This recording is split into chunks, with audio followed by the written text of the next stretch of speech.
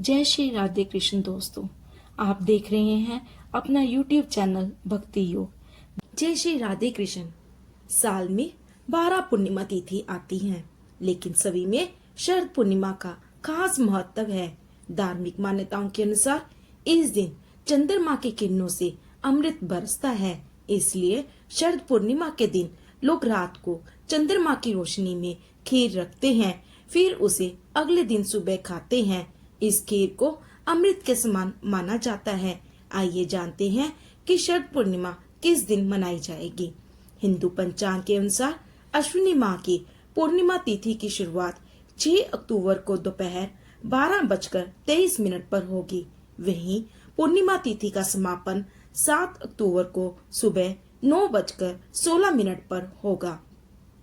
लेकिन पूर्णिमा के दिन चंद्रमा को अर्घ्य दिया जाता है। जो भी भक्त पूर्णमासी या सत्यनारायण भगवान के व्रत रखते हैं, वे चंद्रमा को अर्घ देने के बाद व्रत खोलते हैं। इसलिए 6 अक्टूबर को ही पूर्णिमा और सत्यनारायण भगवान का व्रत रखा जाएगा। 6 अक्टूबर को चंद्र उदय का समय शाम 5:27 पर है, लेकिन इस साल शरद पूर्णिमा या भद्रा और पंचक का साया बना रहेगा। भद्रा 6 अक्टूबर को दोपहर 12:23 से आरंभ हो रही है, जो देर रात 10:53 पर समाप्त होगी। इसके साथ पंचक 3 अक्टूबर से आरंभ होकर 8 अक्टूबर को समाप्त होगी। ऐसे में आप शरद पूर्णिमा पर पूजा पाठ कर सकते हैं, लेकिन कोई शुभ कार्य नहीं कर सकते।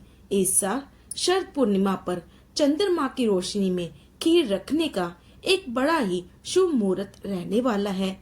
पंचांग के अनुसार 6 अक्टूबर को रात 10:53 पर भद्रा समाप्त होगी।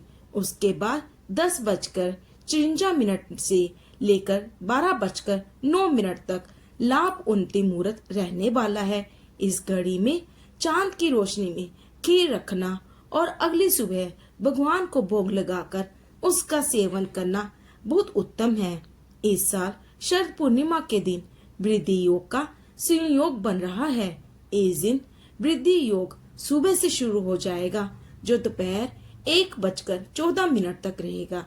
इस समय आप पूजा पाठ कर सकते हैं, लेकिन स्नान और दान उदय तिथि के अनुसार ही किया जाता है। इसलिए शरद पूर्णिमा पर शुभ स्नान और दान आप 7 अक्टूबर को सुबह 9 बजे से पहले ही करेंगे।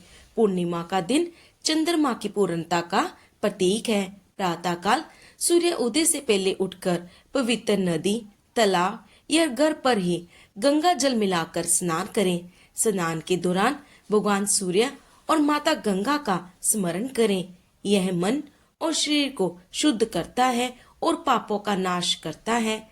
स्नान के बाद भगवान विष्णु और माता लक्ष्मी की पूजा करें। दीप जलाएं, फूल, धूप और नैवेद्य अर्पित करें।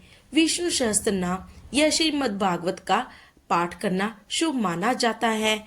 इस दिन दान अवश्य करना चाहिए। ब्राह्मण और जरूरतमंद लोगों को अपनी सामर्थ्य अनुसार अवश्य दान करें।